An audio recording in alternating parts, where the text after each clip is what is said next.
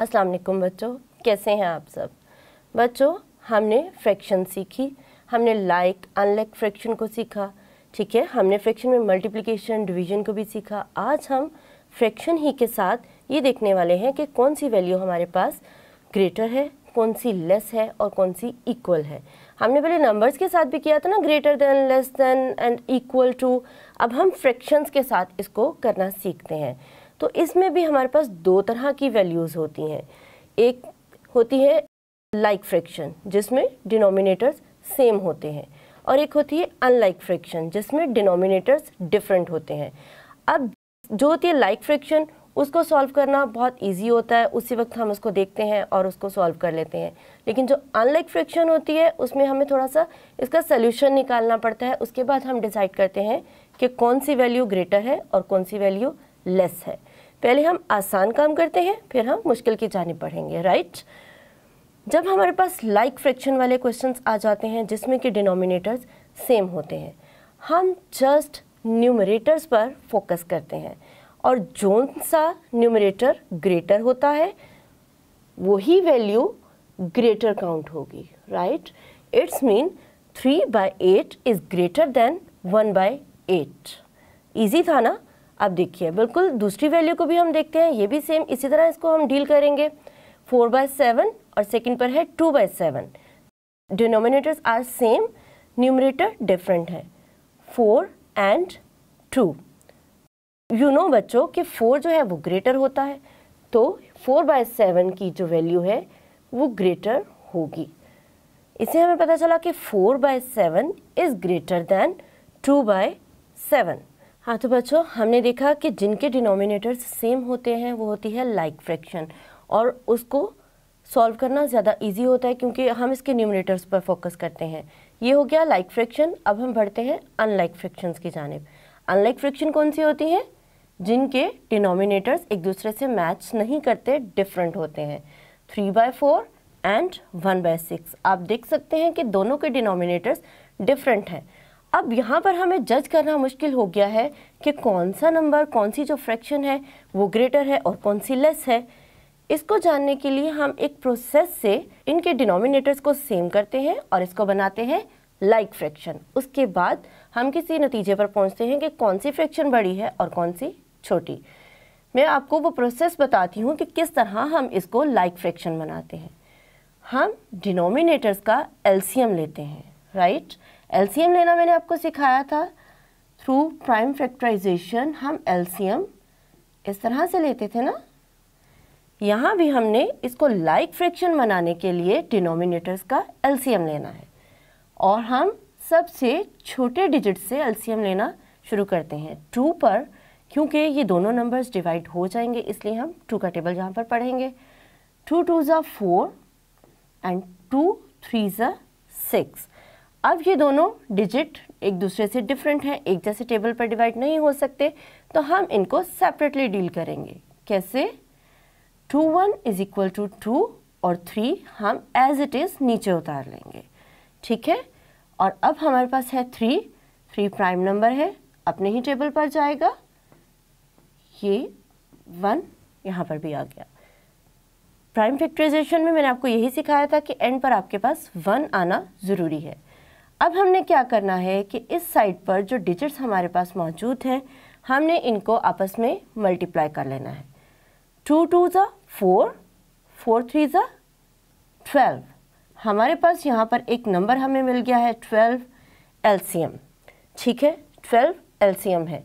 अब हमने डिनोमिनेटर्स को 12 बनाना है। यहाँ पर भी 12 आना चाहिए, यहाँ पर भी 12 आना चाहिए। इसको सॉल्व करते हैं। 3 एंड 4 1/6। हम 4 का टेबल कहाँ तक पढ़ेंगे कि हमारे पास 12 आएगा? 4 1s are 4, 4 2s are 8, 4 3s are 12। तो बच्चों हमने 4 का टेबल कहाँ तक पढ़ना है? 3 तक।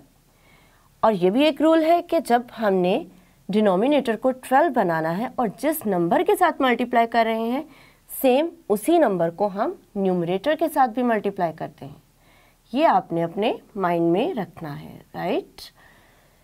अब हमने इस डिनोमिनेटर को भी 12 बनाना है।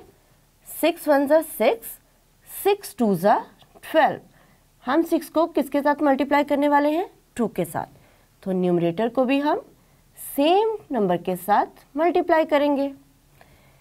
3 3 ज़ा 9, 4 3 ज़ा 12, 1 2 ज़ा 2, 6 2 ज़ा 12।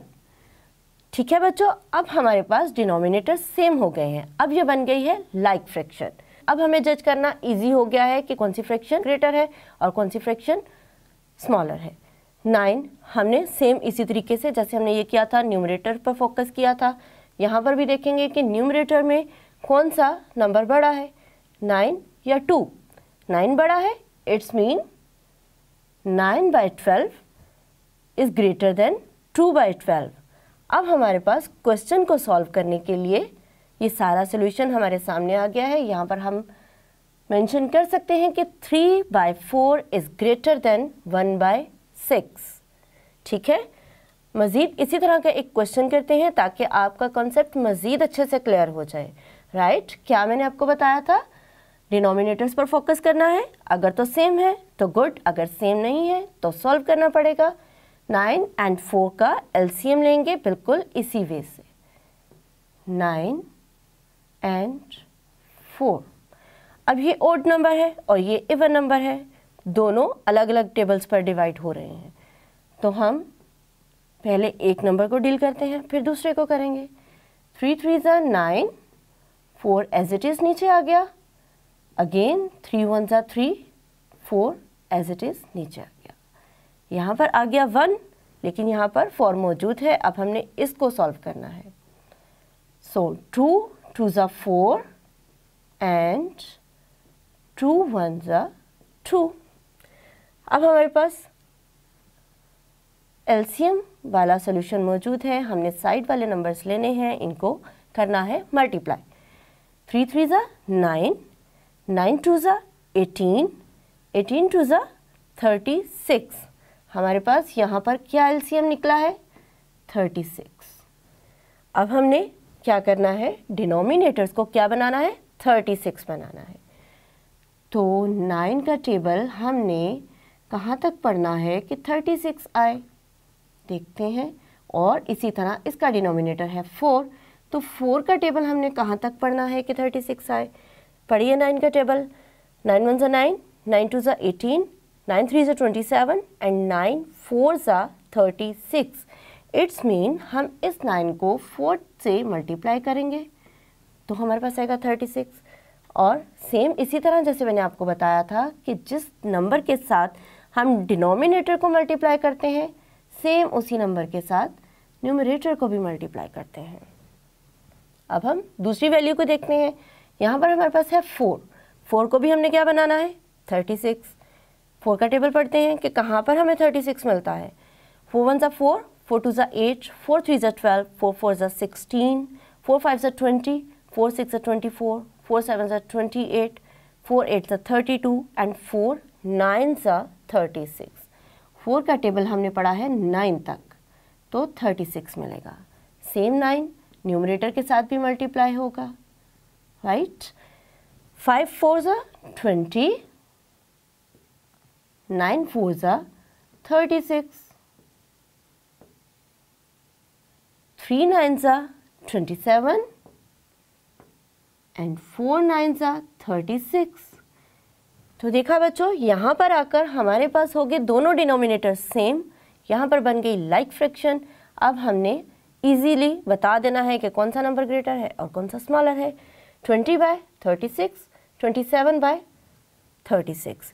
न्यूमरेटर पर ध्यान कीजिए, 20 एंड 27। 27 ग्रेटर है, इट्स मीन 20 लेस हुआ। 20/36 इज लेस देन 27/36। ये तो हो गया सोल्यूशन। क्वेश्चन हमारे पास क्या था? 5/9, 3/4।